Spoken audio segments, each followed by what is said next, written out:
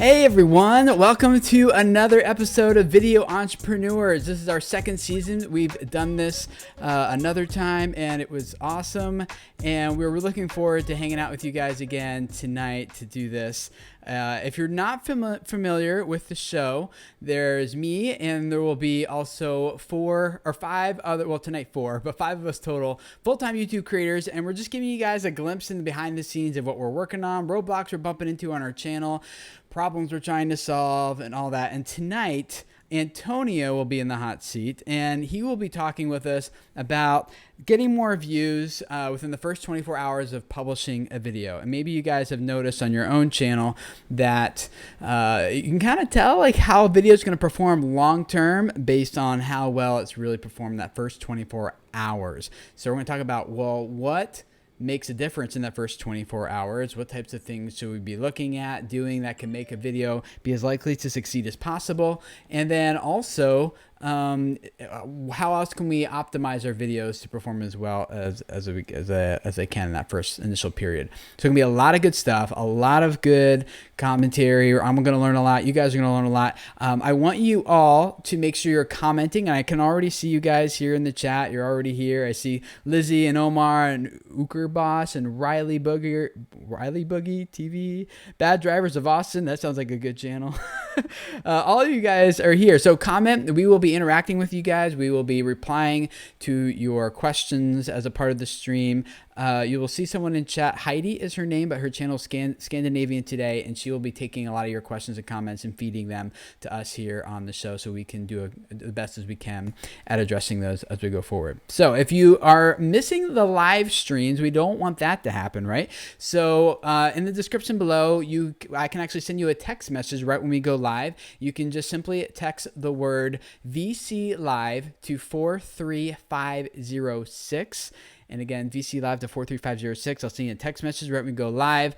But otherwise, just mark it on your calendars, 10 p.m. Eastern Time every Wednesday here on Video Creators. Well, for the next 10 weeks anyway, we'll be doing it live here and having one of us in the hot seat and going forward that way. So before we jump into the content and talking about tips and ideas and advice for how to boost the amount of views you're getting within the first 24 hours of the video and why that makes a difference and how that makes a difference in the first place and all that, first of all, I want to give a huge thank you to this episode's sponsor.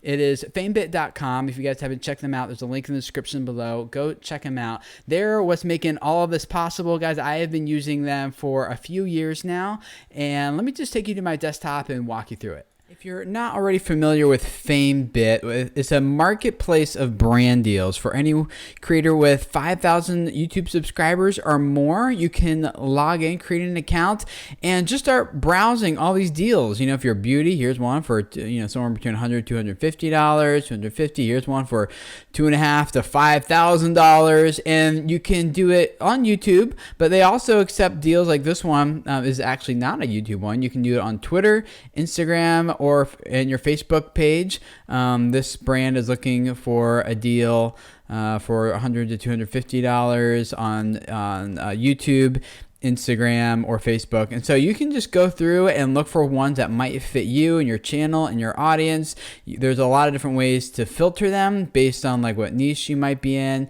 Maybe you're just interested in beauty and fashion, so you can just separate those out. You can say, well, I also have a minimum price. I don't do anything less than $500 on my channel, so we can just see what those are here. So a lot of cool things. So here's what happens. Let's say that I want to do this one. I'm going to pitch them like $1,000. They just want it YouTube. Here's the deadline. Okay, so I can see that. All right, I got time to do this.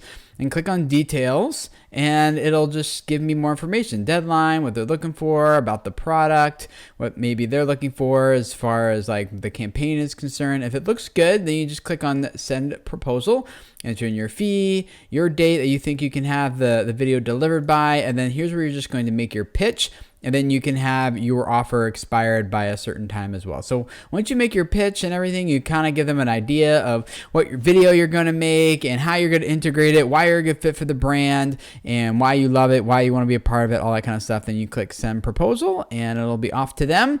And all the communication will take place right here on FameBit through your dashboard and messages here. So they also have an app. If you want to go download it and browse it for your phone also. But that is FameBit. There's a link in the description below that will take you straight to the creator page. You can learn more about them and see whether or not this is right for you, something that you would be interested in or not. And that'll take you straight to the sign up page that will help you through that. So go check it out. All right, so go check out the link in the description below. If you want the short version, this is videocreators.com/famebit. And if you want to go straight, that'll take you straight to the creator page to give you all the information you need about that there. And that's just linked up. Make it super easy for you down in the description below. So check them out. I love FameBit. Been using them. They're awesome. Let's introduce our people here and get into the show because this is going to be a lot of fun here. So here they are. Hi everybody, how are you tonight? How's it going? Hello. It's going. Yeah, good to hang out with you guys. So Antonio, let's do a quick intro real quick for people who might not know who each of you guys are.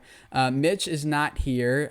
He is unable to join us tonight, so it's the 5 of us hanging out with you guys. Derek, tell us a little bit about your channel, and all of you guys, links are in the description below. You can check them out. But just real briefly, Derek. Yep. I have a daily video show all around the concept of cocktail creation, spirit reviews, brand flavors, tastings, anything to do with cocktails. We have something from Monday through Friday. Cool. Shannon. I'm Shannon. I'm the creator behind Bounce Patrol Kids. We make original kids songs and nursery rhymes. So it's all about entertaining and educating preschoolers. Sweet. Chad? My name is Chad Reynolds. I'm I'm the co-creator and the executive producer of a channel called Clean My Space, which I run with my wife, which creates entertaining and informative cleaning videos. And that's that. Sweet. Antonio, he's in the hot seat. Tell us about your channel. I am. So I use science and military history to teach men about style. And we've got close to 700,000 subscribers, almost 50 million views. And yeah, I'm needing some help tonight because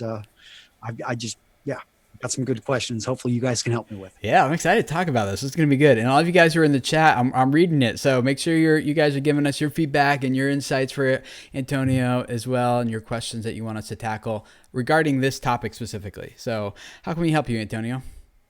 Sure, guys. I'm trying to figure out how to increase whenever I put out a video, the views in the first 24 hours. I'm wanting to get 10 videos in a row with an average of 20,000 views in that first 24-hour window. The reason it's important is I do a lot of sponsorships, and my sponsors do look at this, and it's a metric that they look at, but also I've seen, and maybe it's building up my confidence. I know if a video hits that number over the next week, it's got a chance to easily get 50,000, and in some cases, well over 100,000 views. So for me, I know that if I put out that type of video, that I'm connecting with my audience, that this is going to be something when advertisers look at my deck of the last 5 videos, they're just going to see great numbers and they're going to know it's a wise investment. So to me, this feeds into everything my channel does. So you're saying that when you notice that when you first publish a video, you can almost predict within the first 24 hours if that video is going to get subscriber views and then tank, or if this video is going to take off, right? Yeah, usually within 15 to 30 minutes, I'll look at the number of views. We'll see how the pop goes. And I already know if it's going to hit 10,000 or 13,000 in the first 24 hours, or like this last Sunday when we put out the video and I already had 2,400, 2,500 views in less than an hour, I knew this thing's going to do really well. And that one did about 25,000 views in the first 24 hours. Yeah. So little things like that, I like to be able to see that. I sleep a little bit better, I guess, at night, and it makes my day nicer when you know you're hitting those numbers. And your wife appreciates it because you're in a better mood. Yeah, I'm in a better mood. My wife loves it, but It's also a bit, it's tough though, because I do put out some videos which will only get, let's say 10,000 or 13,000 views in the 24-hour period. But these are awesome videos, such as how to tie a particular type of necktie. And this is a beautiful video with very high quality. I think some of the best ones out there. We take it from various angles. But when it comes down to it, a very small percentage of men at this point want to know how to tie. That's almost for more SEO. And I do feel like maybe Google penalizes me for that, because it seems the next video we put out, even though it should have done better, it doesn't always do as well. Does that make sense? Yeah, I still don't know how to tie a tie, so am I allowed to be in this? I guess I need to go watch that video. I've got 18 ways on how to do it. Oh man, I just need one. Yeah. Oh, I usually ask someone around, because the only time I wear them is like weddings and funerals. Yeah, and then there's always older family members around that know how to do it. So, and we show. I mean, I could go off on it, but I think I know some of you guys have had a lot of great success. Maybe some of you guys have looked at my channel and you say, Antonio, you just, I mean, it's obvious. You just need to make these. Hopefully it's that obvious that I just make these few changes and we'll start to see better numbers. Cool. What feedback do you have? I got a few questions for you, Tony, before I jump into my stuff too. But I want to hear from Shannon and Chad and Derek. You guys have any clarifying questions first? Or you have some advice? I have a couple ideas, but you have more views per video than I will have in a week. So obviously, I don't know. I can't say here, this is what you need to do, because if that was true, I would be doing it as well. Well, let's not let yourself. I'm not gonna let you cut yourself too short there. You knew those analytics last week. I mean, I'm listening to you guys. You are diving into the numbers and you're examining your analytics than I do. I have to admit, I just don't look at that stuff, or it's been a couple years. What you guys don't realize about Derek is that he has YouTube and Google listen to him. He is one of the top contributors on the YouTube community support forums. Like, are you like number 2 or 3 or something in the US or something like that?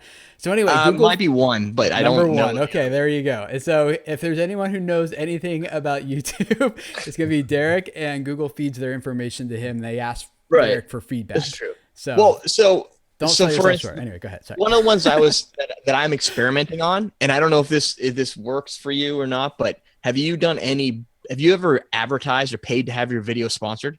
Like, so it shows up at the top of Google or anywhere? No, I haven't gone that route. I have one of the better guys that can do that. His name's Ryan Masters. He owns a Sparta Strength, and this guy is a great friend. And he actually took a bicep video and got it about 2 million views using really cheap paid ads on YouTube. I guess I've resisted using paid traffic until I know the value. I always want to have a sales funnel in place, and I do want to be able to, if I plug in $1,000 in advertising on YouTube, I know I'm going to make that either at least back, or I'm going to get like a 2-to-1 return or something like that. But no, I mean, I guess for me, I've resisted the paid traffic until I have my sales funnel down flat. I mean, just not, but that's an excuse, I guess. So. Well, because the one I ran one this week, and my budget is $2 a day. I just want to see what it's doing. And it basically, what it came down to is about anywhere from 2 to 4 cents a view. So I got 162 views for like $3. I'm trying to figure out if that's good. I got to wait and watch the analytics to see, if those convert to subscribers, I'll pay for that. Like, that's cool. One of the other things that I know that some of our PR agencies that I've worked with have suggested that I do, and I haven't followed through because I'm lazy, I guess. But if they're going to pay you, take some of the budget that account so that you're buying transcriptions for different languages and everything, so that you're broadening the attack across a larger demographic than you might normally. I don't know if you're doing that, but that was something that we do have an English transcription I have done, and I've got a guy that does that for me relatively quick, and we upload it. It's much better than what YouTube puts in there. Right. I really haven't seen it move the needle that much, and I haven't put out for other languages, and it is something that we mostly target English speakers. So I've didn't know, but that's an interesting, it sounds like, although I'm just wondering do you actually get a return on investment for that? It depends. Well, what I would do, for instance, if I knew it was going to cost X amount, I would factor that into the sponsorship costs right away. Mhm. And just be done with it, right? And I wouldn't do it for every language. I would probably target it for. I don't know what you would do for yours. For mine, I would probably go with French, because I know there's I would look at my demographics with some of the lower areas of the market where I already have a little pull, and see if I can pull more. Because if they're interested in listening to me talk really fast in my native language, imagine if they had a French version of it. That might, and that might bring in new subscribers as a general rule, but it might also bring those views up a little quicker. The cheap ways, I would go with giveaways. Just every time you want to push it, people know that if they watch it, they're going to have a chance to win something, even if it's like 10% coupon to Men's Warehouse, if that's a place, like something to get people just wanted to click on it right away. And I have to admit, I've resisted actually. We do a lot of kind of hidden giveaways. Like I'm about to do a watch video tomorrow, and I will hint that I've got extras, but I've resisted that because I feel sometimes that I'll send traffic to my sponsor or something, but people will resist buying because they're waiting to see if they win. And I feel like the quality of people I attract drops significantly. But I do agree that, whenever we put in giveaway. Maybe has anyone seen like YouTube actually flag videos when they say giveaway or something? YouTube does have very specific terms, and probably Derek can probably quote them to you, but I don't know. Well, that's the thing is I don't ever put the words giveaway. Like I don't want to go at that level. I train them, right, so that they know either ahead of time, or if it's if you did it every Monday or something like that. And if it was every Monday and it has nothing to do with the sponsor specifically, it could be something of your personal. I like that, tying it to a day. One of the things I'm thinking of doing is when I empty a bottle of alcohol, and again, lazy. If I have me, my co-host, and everybody sign it, I can send that away. So no alcohol's in there. If it breaks, whatever, I'll sign another one. It costs me nothing, right? But it gets people engaged and watching the video because they can get it. Does that feel close to like bribing someone to watch your videos? Yes. Yes. 100%. It is. Dude, this is a business, man. I don't care. Well, what about this? What if your videos were just so awesome people wanted to watch them? Well, they'll get there, but you got to bribe them first. Okay. I'm not opposed to your idea. That's just what I was thinking when you were talking. Chad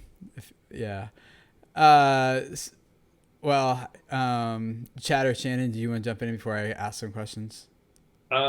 Casey Neistat actually has come out and said he uses clickbait titles and clickbait thumbnails on purpose, and it doesn't matter if you like his content or not. He's just interested in getting people there, and then the people that'll stick around will stick around, and it's clearly worked for him. So I've never had an issue of doing anything to get people to watch the content. They're either going to like it or not like it regardless, and the more eyes that you get on it, the better you're going to come out from. I'm probably not going to be able to ask any questions because I think we're at the exact same point that you are. And it's been recently that we've really started to understand that the value of the first 24 hours seems to be so much more significant in the past 6 months than it ever has been on this platform, as far as I'm concerned. Back in the days when it used to go to 301 and it would stall at 301 for like 4 hours and then it would come back. And we used to time it way back in those days to how quickly we managed to get to 301 views. And that number was the number that we kind of used as an indicator whether a video would do well or not. And as much as you don't want to say that a video can be brought down to a point of like within the first hour or within the first 24 hours, you should be able to tell how well that video is done. And I wouldn't say that as like, it's an absolute. However, I've never been proven wrong. I've never seen a video do incredibly well outside of getting picked up by like a life hacker website or something which brings 10 million views to a video. That's clearly it. But when I launch an organic video, or when we launch an organic video and it does incredibly well in the first hour and then incredibly well in the first 24 hours, I know it's going to be one of our top 10 videos and it'll just grow to be 1 million views or whatever it is. So since that seems to be such an important thing, and since now the success of a previous video seems to kind of trend more towards what your next video is going to get as far as traction and recommended views with your subscribers and even people who have just watched your content, and now we'll start seeing it in the recommended area of YouTube, we've made a real concerted effort to actually get as many views within the first 24 hours as possible. So we do sponsored posts on Facebook. We'll invest money every single video with a Facebook. So we take our video, we embed it onto our website. We take the website, because Facebook and YouTube just never seem to work. You try to embed a link and you get the little thing. It's a small half thumbnail. It doesn't work directly through YouTube. Take your video, put it onto your website or whatever, embed it onto a page. Take that page, use that as promoting that on Facebook, and however much you can afford, try to get as many views or as much traffic as possible to there, because we find that helps incredibly. On top of that, and without going on too much of a rant, mentioning on a Snapchat, right before this started, Antonio was asking about your involvement with Twitter and whatnot, doing out little teasers or trailers, 30-second little videos that you can promote on Instagram or on Twitter or on Snapchat. People love the Snapchat kind of like, hey guys, I just uploaded a video, go check it out right now. Letting everybody know within those first 24 hours is probably the most important thing that I do as an executive producer right now. And we do have a sequence that we go through to promote a video. So as soon as a video comes out at 10:15 in the morning on either Tuesday, Thursday, Saturday, or Sunday, which is our production schedule we've had for about 2 years straight. Actually, Sunday is relatively new. Within that first 45 minutes, we on all of our social media platforms, we've got well over 14,000 Twitter followers, 70,000 on our page, 14,000 in our Facebook group. We get a lot of traffic over on Pinterest. Basically, we're seeding all of that. And we also then send out an email. We've got an email list of well over 100,000 people. We're sending out an email. Now, I send them mostly, I do take the video and I embed every video within an article, a well-written article at Real Men Real Style, usually about 1,000 words long, which we had spent time. We got pictures and images with it. So I've got this system that we're kind of bringing it all together. And so far, what I really like is that you guys are it's good to hear that you guys are spending the money. And that makes sense. I mean, Derek, when you talked about spending $2 a day and being able to get 2-cent clicks or 2-cent views. But, I'm just wondering, the only issue I've heard with that is as you scale it up, you get views all of a sudden start to become much more expensive. So when you go up to $20, they're now 5-cent views. When you go up to $50, all of a sudden they drop to 10-cent views, simply because the inventory of space where you're trying to compete for is actually not that big. But this is good to hear you guys are doing that. And I wouldn't, you don't necessarily have to go too crazy on the pricing, but I mean, for a couple pennies, as long as it works out, and you can limit what your budget is. So I have it constricted so that, I'm just going to run a few to see how it works, but I don't overspend. I just limit it to that. And I just kind of set it and forget it. Now, the caveat to that, and they're hopefully working on this, is the review process. Your videos might be easier. Mine have alcohol. So they're immediately put into a queue of you've got 24 hours or more before you're going to see this thing go live. So I don't know if you can put it in as an unlisted video and then have that approved. And then when it starts sponsoring, make it go public. And that's when you have your, maybe upload a couple days in advance. I think it's because of my videos, and they had the support site said we're far behind on our reviews. We apologize. So you might get gated by the review process if you get jammed to a review, but you don't do alcohol. So it might be different.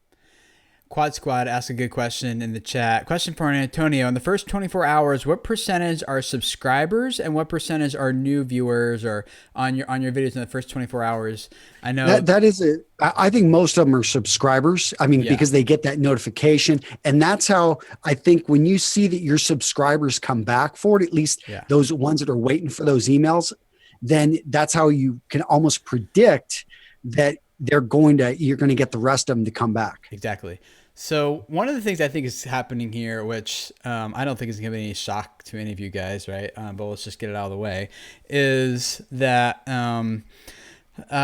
certain topics tend to do really well. Like on video creators, whenever I talk about making money on YouTube or getting more views, right? Those are the three things my audience wants: is more views, more subscribers, and more money. So if I make a video about it, I can just guarantee you that's going to get at least 20 to 30% more views in the first 24 hours than a different video on almost any other topic. So that's one thing. You kind of know what topics your audience wants. But also, going back to what Chad was saying about Casey Neistat's like clickbait thing. That was me snapping, by the way. I don't know why I was doing that. So Hank Green of the Vlogbrothers says the exact same thing. He was resisting the clickbait thing for a really long time, and he wrote a whole article. If you check out his medium.com post, scroll back, or I have a video about it on my channel here. You guys can look at it if you want. Just search for "You Won't Believe This Trick for Getting More YouTube Views." That's what I titled it. And as you would expect, it is actually, the video is about using clickbait titles to get more views. So it's kind of like pretty appropriate. Like, it's not even clickbait. It's actually legit, you know? So you won't believe this trick for getting more YouTube views. And just titling it that way, as opposed to how to get more views on YouTube, like that's, the former is way more enticing, right? And so I'm not misleading them in any way, but anything that like teases a story, pitches some sort of value, have some sort of unknown element of surprise, some sort of secret to it, something like that, works a lot better. And so what Hank Green was saying is that he felt really bad about using clickbait titles and was trying to avoid using them because he thinks they're just the scum, and everyone who uses them should be, you know, I'll say nicer things. They should just stop using them.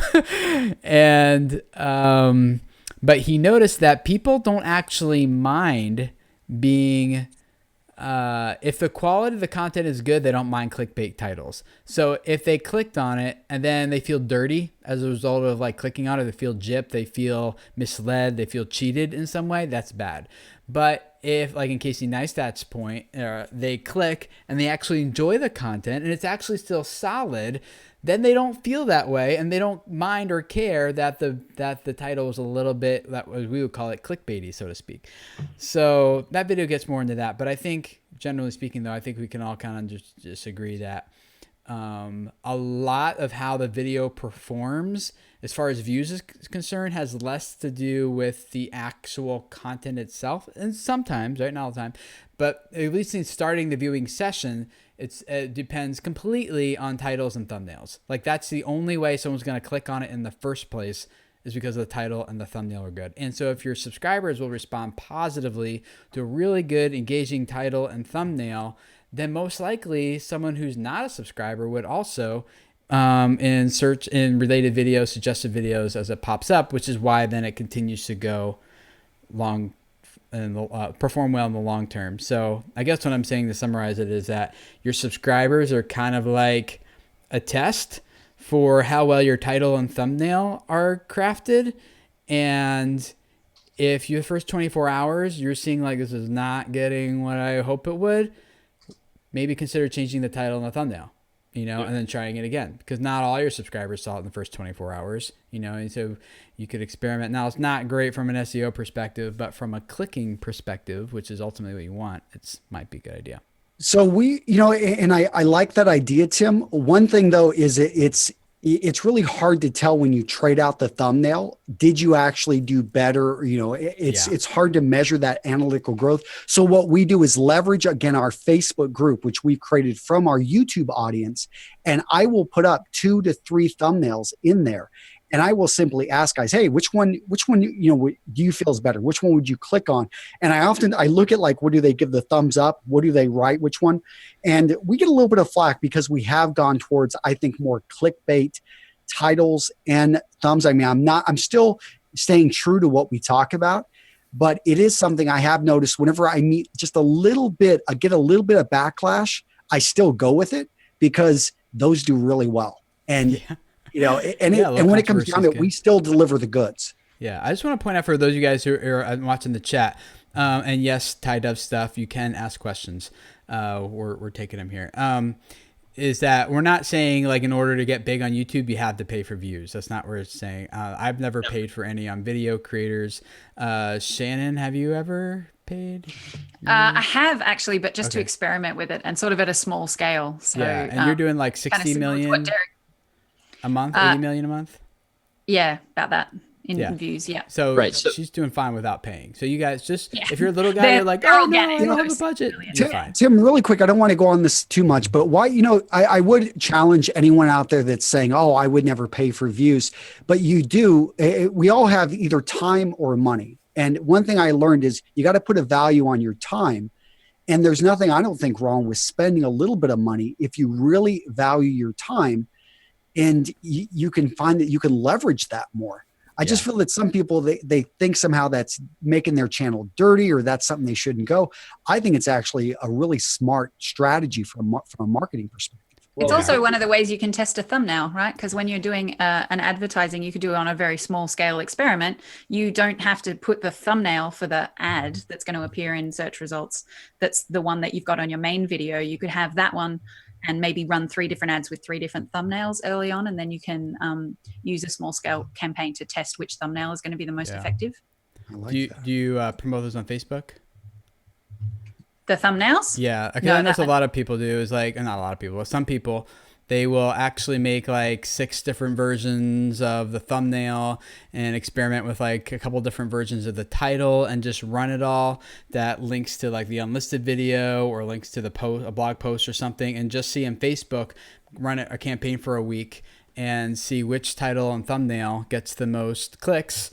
And then when they publish their video, they know, okay, this one's going to be the most enticing thumbnail and title combination to use, and then they will use that when they publish the video to their feed on YouTube. One day we're going to wake up and YouTube's going to introduce A/B testing for thumbnails, and we're all going to be happy because we will never have every single video that I put out that we put out. I make about 12 thumbnails before I end up deciding on the one that I want to go with. Closer, farther away, more obscure. I really study people like Casey Neistat and PewDiePie and all of the people who are getting crazy views and seeing what they are actually doing at different times, because symmetry takes a big, is a big thing. If there's a face involved, is a big thing. And further to an earlier point which was made, clickbait gets you views, but views is the smallest commodity on this platform. I'm not tricking you into subscribing to my channel so I can spam you. I'm tricking you, it might not be the right word, but I'm tricking you and just to give me a chance. It's going to be solid content that gets you subscribers. It's going to be clickbait or good titles or good thumbnails and good content, obviously, that will also get you the views. And when you get to a certain point where, views are a huge component of the business, is the reason why I do this for a living, and I have a team of people that needs to be paid. So the reality becomes you have to start paying for views, because you're competing against people who are having crazy amounts of views. So you need crazy amounts of views. So it's not like if you have, 1,500 subscribers and you're like, oh, do I need to start paying for views? It's probably best to concentrate on good content and trying to either clickbait your way through or like using tactics which don't really necessarily require money to get views. And then you're building up, but you will get to a point where, it's a business, and then, then the reality of paying for views is something that you're going to need. The other thing is that Google doesn't count the paid views. Sorry. Google doesn't count the paid views in terms of giving you an algorithm hit as well. So if you get watch time organically and you get watch time paid, it's using the organic watch time to decide whether or not to keep recommending your videos, and it just sort of disregards the paid in terms of how much was this generating itself as well. So bear that in mind. It brings new people to the channel. So if you're trying to get subscribers or people to watch on forward to other videos as well, then that's quite useful. But in terms of using a paid campaign to boost a particular video, my understanding is that it disregards the paid in terms of how well is this video doing from an algorithm perspective. The other thing I think that people, and this works for any business, anything. If you're starting the business and YouTube finally gives you your paycheck and you do whatever it is, $50, $100, whatever it is, everybody goes, I got a paycheck, right? And they go out and they grab dinner and they're like, this is awesome. Rather than do that, think about this. Take the $100, put it back into your account and buy advertising against it. Reinvest or buy equipment. Reinvest all that money back into what you're doing. It works in every business. You reinvest for 2-3 years and you grow, because if it's not your full-time thing at this point, you didn't need the $100. Just put it back in to build the business, to build the views, to build the subscribers. So I'm not a big fan of paying for views in the case of trying to get boost a video in the first 24 hours, because I don't know, like Shannon said, since Google will, and rightfully, separate viewer signals from organic and paid data. like the thing that's going to make it rank well and perform better, the best over time to your like long term is going to be the organic data. And so if I was going to spend money on something like this, I would say it might be better spent testing really good titles and thumbnails and Facebook ads rather than trying to pay to get more views on YouTube. I see some other YouTube experts talking about, hey, the best way to grow your channel is just pay for subscribers. You can get 500, 1,000 subscribers really easy in 1 week. But the thing that they're all leaving out is that yes, you can pay for this stuff and get your views and get your subscribers, but they're not showing you what happens long term, which is like 6 months from now, how many of those people that you paid for will actually be engaged in your, no, let's just go like a month. So I did this, a test, and it was just for 1 month. And I found that yes, I increased views. Yes, I increased subscribers. But 1 month later, the number of organic views I was getting from subscribers, only 1% of the people I paid for were still actively engaged, statistically. So you can inflate your numbers, but that doesn't mean that you're actually getting people who care about your content. They're getting people who saw an ad, click passively to subscribe or to follow, but they didn't actually get to know your story and things like that. I would say it's probably better long-term in my opinion for this goal. Now, if you're trying to sell something, you want to promote an ad, like that's a different strategy, different end result, and ads do work well for that. But for what we're talking about, I would say get the title and the thumbnail as optimized as possible before you publish it. I feel like looking at your videos though, if you're getting 13,000 views in a day, like first off, what YouTube does is they artificially inflate your watch time, right? Because it's all based on watch time. So they're artificially inflating your watch time when your video is released to give it a stellar watch time. And then after you start getting real watch time, it kind of weans that little artificial boost off. But if you're already getting some stellar watch time from your current views where you're getting 13,000, I feel like you're already competing and you're already winning a lot in the search game to begin with and becoming one of those top videos. But if you need those views within 24 hours, combining that with the advertising to get the additional influx of views, it's only 24 hours. It doesn't matter if they never watch again. If the sponsor paid and you took some of that money to increase their numbers, that they're going to want to buy more ads in the future, it seems like it's a win, but you do have to keep some sort of balance. You don't want to spend all your budget, inflating. So, go ahead, Chad. Then I got a question from a viewer. I was just going to say, I'm assuming also that Google's ability to track organic versus sponsored would be limited to their own platform anyways, right? They'd only be able to tell if you're actually using AdSense. So the vast majority, actually solely the advertising that I do is through Facebook, driving it to my website where they're watching it embedded. So I don't think it really affects anything, and having a video that actually trended or became a recommended, did it so incredibly well over the first 24 hours that I started getting messages from people saying that we were actually being recommended and we were kind of trending on YouTube. And it was due to that being the largest investment that we had made into purchasing views. So one thing to consider with that, and that's a great shot. Like if I was going to, that probably trumps paying directly on YouTube also, but embedded views, apparently the watch time on embedded views isn't weighed as equally as watch time on the watch page on YouTube. So it still counts. Like you'll still get some credit for it, but I don't know how much more weighted it is or isn't. But also take a good picture of your tie and then advertise on Pinterest. That's it. Okay.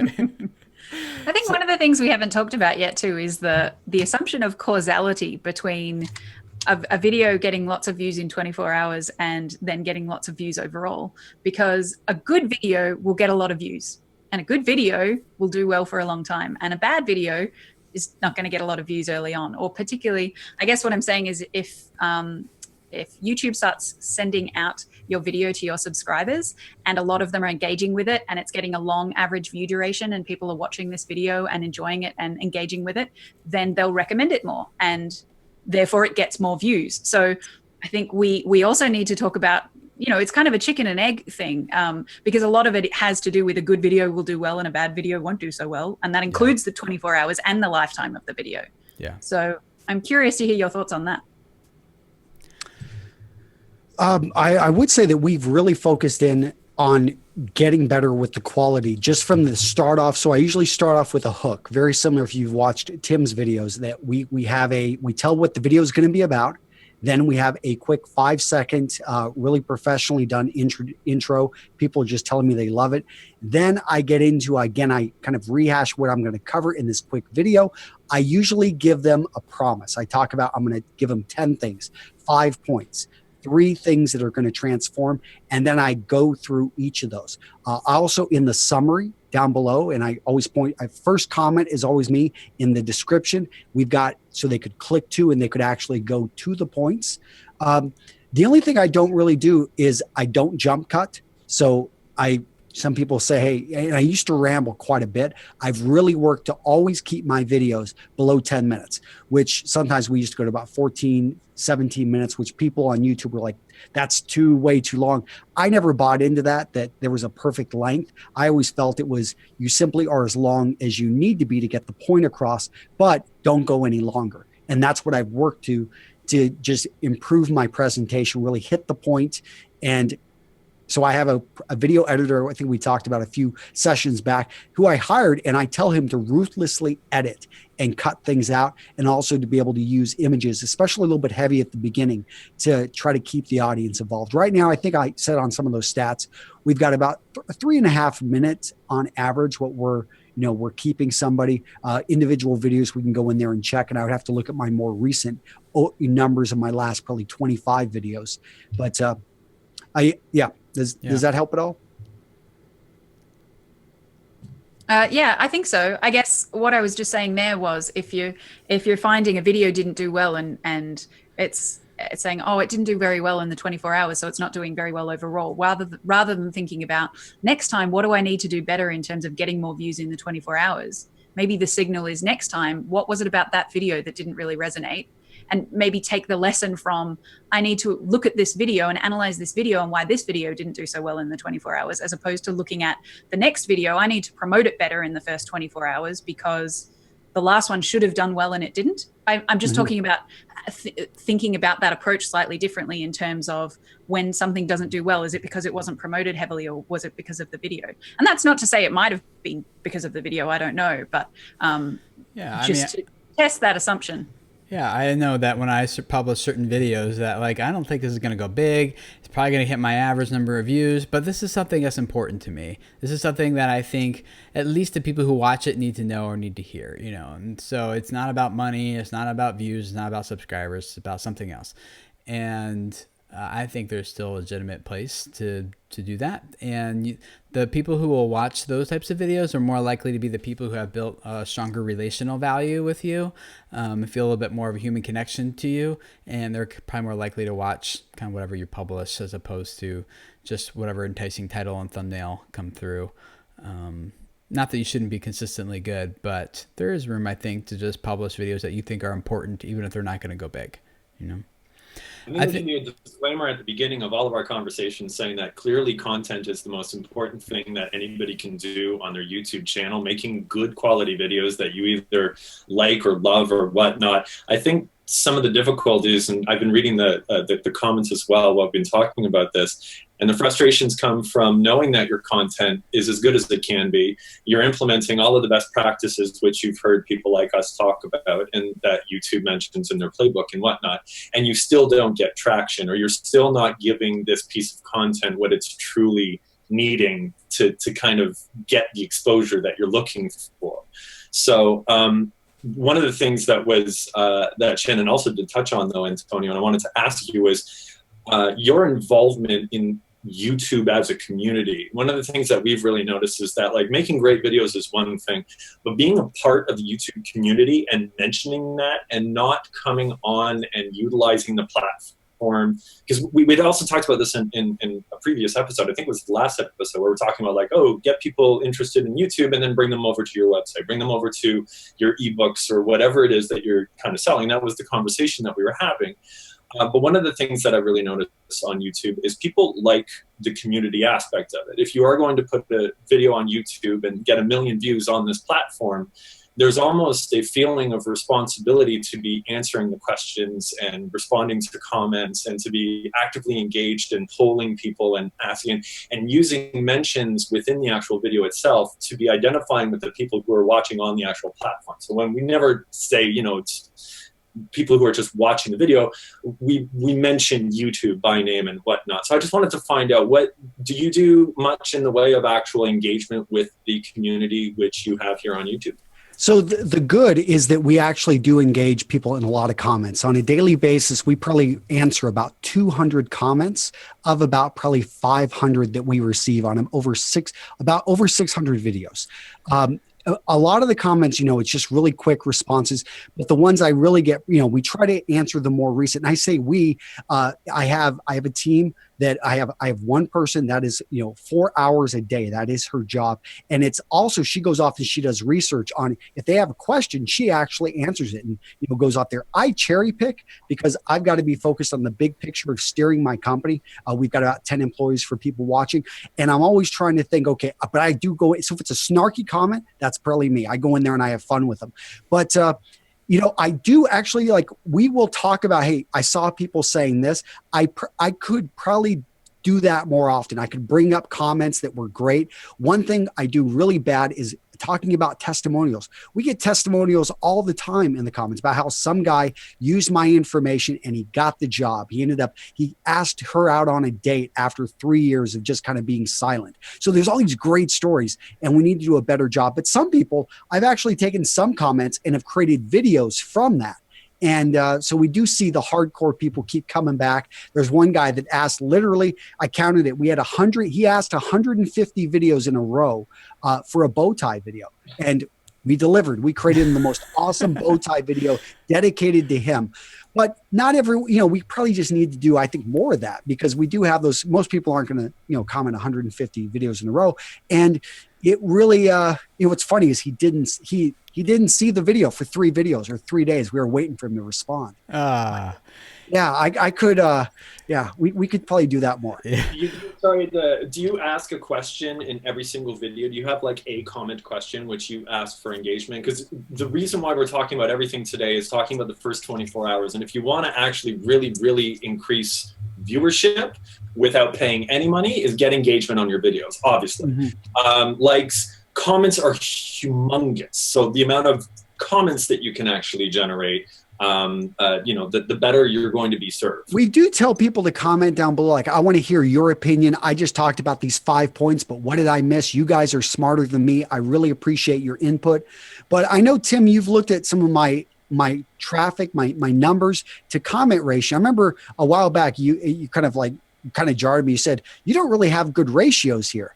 And I didn't know if that was just, maybe it's my industry. I know a lot of my guys, they're guys sometimes in their 40s and their 30s. They like to watch the video, but they're just not commenters. At least that's what I always felt. Ask them a political question. Yes. Okay.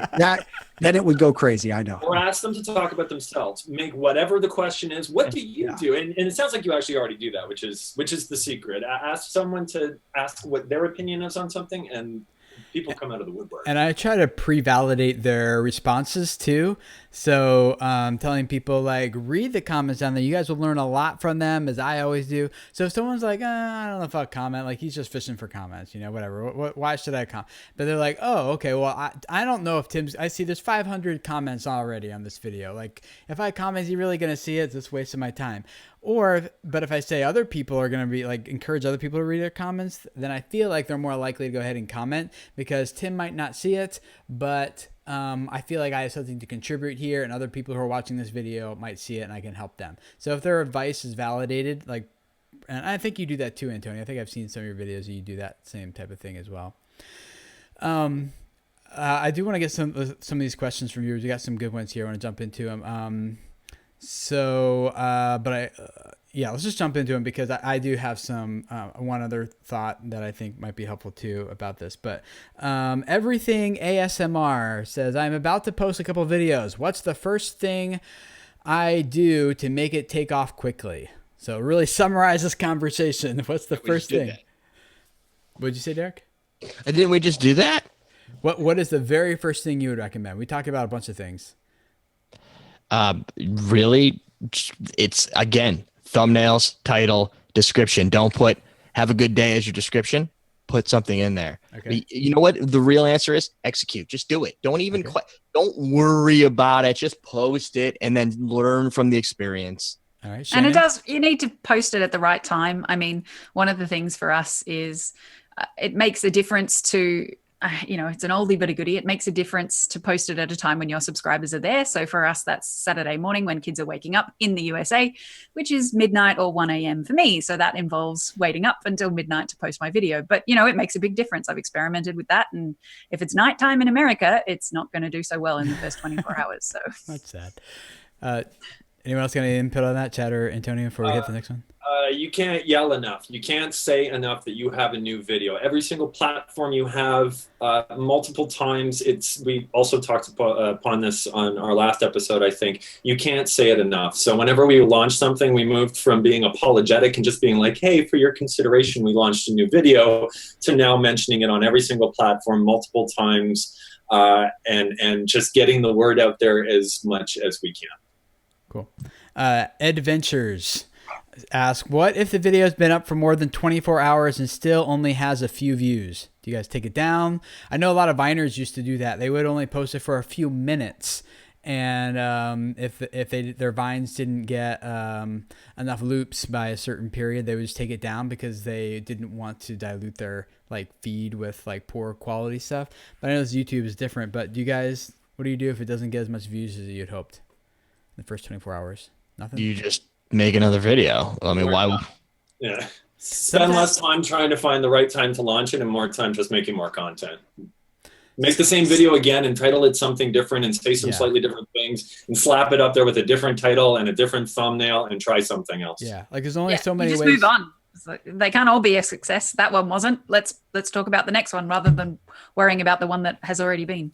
I have gone back a few times and just tweaked titles, and I've noticed that can make a difference. So, for example, one video I published was a few weeks ago. It was something called "The Dangers of YouTube Stardom" or something like that. You guys saw, but that's not what the title is now. I published that. I'm like, I don't think that's doing as good. And actually, it was thanks to our sponsor, not this episode, but also for entrepreneurs, vidIQ. I did use their keyword tool, and they made a few other suggestions that I thought were oh, okay, that's probably better. And so I updated the title. This was about 48 hours later, but I did change it to, I'm looking for it so I can get it exact for you guys. Where'd it go? I lost it. But something like, oh, here it is. How internet fame can slowly ruin your life. I was like, ooh, that's way more enticing. So I updated it to that. And now instead of kind of plateauing around 5,000, 6,000 views, it's at 15,000 and still growing. It was just at 10,000 2 days ago. So I think it's starting to pick up again now. And now I know it's getting picked up by a media outlet that's going to share it and on their website and things too. So I've had some success going back and updating old thumbnails as well in a similar vein. Mm-hmm. Yep. I had a video that was should you pay for YouTube views or something like that? And I get that question all the time. It wasn't doing anything. So I went back. I was like, why aren't people finding this video? So I went back and I updated the title, the thumbnail, description, and I think I switched it to something along the lines of why you should buy YouTube views or never buy YouTube views or something like that. I switched from pay to buy and a few other things. And then now it's at 100-some thousand views instead of the 6,000. So that's what I would do. Adventures. Do you? Oh, go ahead, Chad. I was going to say there was a question here that I actually wanted to point out. Okay, go ahead. From Auto X, video creator's question: what about tags? Is it okay to use another user's tags that's trending? And I actually also wanted to ask what everybody in here does as far as tags is concerned, because that's something we've really started focusing on over here. My opinion is bulk copying. I know there's different Chrome extensions that let you do that, but bulk copying other people's tags and then just pasting them into yours is pointless. It's that's not how Google. Maybe not so much like copying someone else's, but like the importance of tags just in general, I think was maybe tags more. are important, yeah. But like, let's say you just start putting PewDiePie in your tags because he's popular and you think people are searching for it, but your video has nothing to do about PewDiePie. That's actually completely misleading and breaks terms of service, and you could have your channel, you could get into trouble for that. So, but even without that, that's like you're misleading people. If someone actually wanted to watch PewDiePie and let's say they did find your video, you're not about PewDiePie, for example. So I don't use anything misleading. Keep everything white hat. There's no way to like try to game and trick the system. That always bites you in the butt later. But tags are important though. If you're thinking about attaching onto a trending topic, though, that's a little bit different. So I would say if you're doing research on what is doing well in my niche on YouTube right now, and I'm noticing that a lot of people are having a conversation about XYZ, which happens to be in their tags. So I'm going to make a video about that topic, and then I'm going to tag it as such as well. I think that's different to saying I'm copying someone's tags, even though my video is unrelated. But there's something to be said for research, paying attention to what other channels in your niche are doing, and when they're doing well with something in particular, joining that conversation, also making a video about something that is a hot topic right now, and kind of catching that wave. Yeah. Did I answer the question or not really? No, I think so. Tags are really important. Don't copy other people's tags. Yes. There you go. Good job. And I know we're almost out of time, and I still want to make one more thought for Antonio on this too, but you guys are asking a ton of good questions. I wanted to see if we can, let's do a lightning round here, guys, really quick. Yeah. Angry Redneck Show. Do you really need social media to build a successful channel? And what if you're not really good with social media sites? No, you don't need real social media. Social media is not a real thing. It's just community and people. You need people. I have a community. My audience is 2-year-olds. They don't go on Facebook or Twitter or other places. And I still have 900,000 of them following me on YouTube. So I would say no. Okay. Anyone else? Audience is audience. I'm not going to punish someone because their favorite social platform isn't ours. We learn how to adapt to every platform that we can so that we can speak to our audience regardless of the platform. Yeah. Okay. Cool here. So some of these, let's hit this one. Banana Splits Vlogs. How do you even clickbait on family vlogs? Easy. A lot. Like, just watch some. So what they do, and again, it's not people don't feel clickbaity if don't feel violated after they watch the content. So if it's they tease the story, but they make it way more dramatic. Like all the examples coming to my mind are real life examples of friends of mine. So I'm trying to think of one that's not an actual example, and thus offend them. But oh, what the heck? Why? Like, say, for example, you have a video, a thumbnail of a baby underwater, and the title is "Baby Gets Lost in a Water Park," for example. Okay, that's really enticing. Now, whether or not you actually lost your baby and how scary it was and how long it was and how dangerous it was, all that's up for debate. But if it's getting them millions of views, so much so that a year or two later they went back and made another one with their second baby. So I actually think that was probably smart. I don't think that's misleading. I think they found what works. They decided to do it again. So I don't have a problem with that, but yeah. I think you can learn how to clickbait whatever your niche is. So if you do family vlogs, or if you do gaming, or if you do, I don't know how to clickbait in gaming, but just look at people who are doing it well. So look at other channels in your niche, look at their titles and descriptions and the people who have written something that is enticing, and pay attention to how other people do it. The best way to learn is, particularly when you're starting out, is by kind of imitation. And I don't mean copying, I mean seeing what other people are doing and trying to adapt that for your own kind of method. Yeah. So, Antonio, one other suggestion I would have is, and maybe you're already doing this, but just in case, I know this is probably one of the more boring parts of being a creator, but like really studying in your YouTube analytics, your audience retention scores and graphs is really important. So I know a guy, a friend of ours, who has a channel, and a few years ago they were nobody, couple hundred subscribers, and they were growing really slowly. But this guy started analyzing the audience retention of every single video he's doing. Like, okay, what causes them to abandon the video? What keeps them hooked to keep watching more?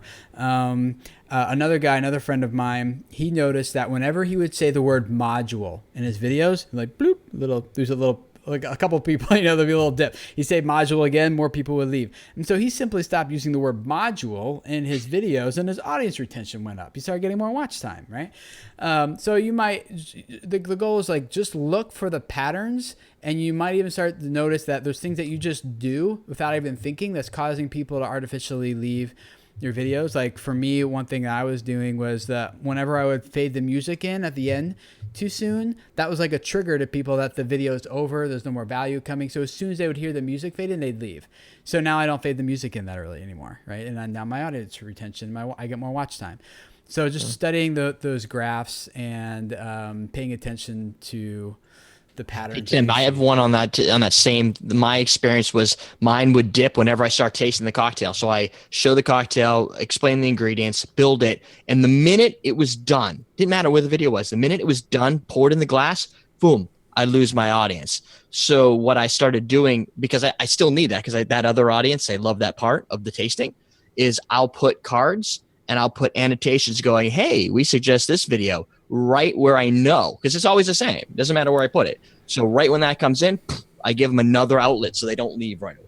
Yeah. We used to have an issue with stop words. So basically we would make a list of like, hey, five dirty things in your kitchen that you need to clean. And by the time we got to the fifth one, because we established in the video, number 5, here's what the tip is. Even before we got to the outro, people ended up going away because they know it's 5 tips. Clearly says in the title, it's 5 tips. I've gotten the 5 tips and now I'm moving on.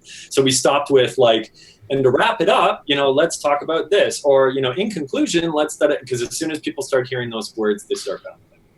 So it gave you the real numbers. I'm looking on Social Blade at this guy's stats, who has started analyzing. So he was flat, and hopefully this encourages. I know a lot of you guys are in chat. Hopefully you're not feeling discouraged. I see what you're saying, that like, oh, well, I don't have money to pay to promote. That's okay. Like, oh, I don't have money to do this or to do that. That's okay. So a great example. They were flat, getting around 1,000 subscribers a month or so from 2014 to 2016. Then this past, I'll make it short for you. So March of this past year, they got 10,000 subscribers that month. And by the next month, and within 1 month, they got 100,000 subscribers in 1 month. So they tenfold. Views went from 3.2 million to 42 million. So I know a bit more of the story behind it, like what happened made it took off. But it was just a few years of him just studying. This is what he told me. Studying my audience retention, doing what Shannon said, putting in interactive cards with right before the drop off, hoping to extend the viewing session, getting people to watching more videos. And I just started really learning this is what the audience responds to. This is what they don't. And once they nailed it, took off, 40 million views now. So hopefully that's encouraging to you guys. Is there any last minute things that you guys want to say before we sign off? Because we're already over time here. Any other? I just end with to reinforce the idea that you don't have to spend money to do this. If you've got 20 subscribers, you're not at the money spending phase. I just think that the minute you can realize that if I spend $1 to get 2 or anything, like, keep it in mind as you grow as another outlet. And it might just be spending your own time. Time is money too. So if you could do something and you want to get paid this much, and then you could have it done someplace else for less, it's worth spending the money, even though it feels like you're spending money. Yeah. If it makes any sense. Yeah. Yeah, so many good questions from you guys here. If you're ranking official apps review, if you're ranking well in search and still not gaining views, what would you suggest? Do it like persistence. And I saw Jessica in the chat, Calm to the Snow Dogs, was saying the same thing. Guys, keep at it, keep pushing, keep persevering. Like the case that I just showed, a couple of years, they're pretty flat, and eventually they got it, they took off. There's a big learning curve to a lot of this. So we want to encourage you guys through this and not just hopefully make you feel depressed and overwhelmed Also, and all that. use good keywords. Like I can tell you, I can rank and win on 10 keywords nobody's searching for because nobody else is doing it. They're not looking for it. So make sure those keywords are ones that are keywords that matter. If you search and there's 20 videos and all of them have 10 views and you're ranked at the top, that doesn't mean anything. You need to make sure you hit good ones. Yeah. And stick to your guns. Whatever ends up happening, whether you follow all of the best practices or you go completely against all of the best practices, it literally just takes time. I remember when we were at 1,000 subscribers and 100 subscribers, and we celebrated every single subscriber that came through. And you end up getting really large, and it's really difficult to keep those numbers in that same perspective.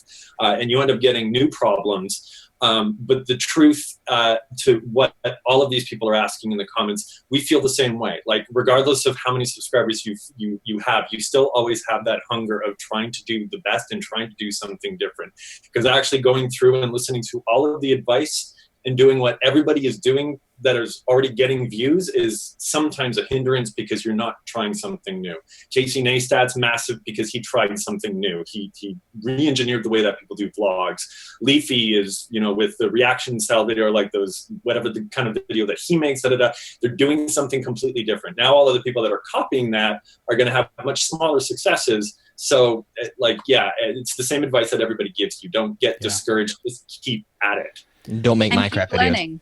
And don't make Minecraft videos. Keep learning as well. Like you never get to a point where you're like, now I'm here. I know how to do this YouTube. I'm done. I'm done learning. Keep learning, keep experimenting. It's like any job or career or any skill, hobby that you're trying to learn. You start out the first couple of years, you're kind of a novice. 5 years later, time will pass, you'll be great at it. So just keep learning.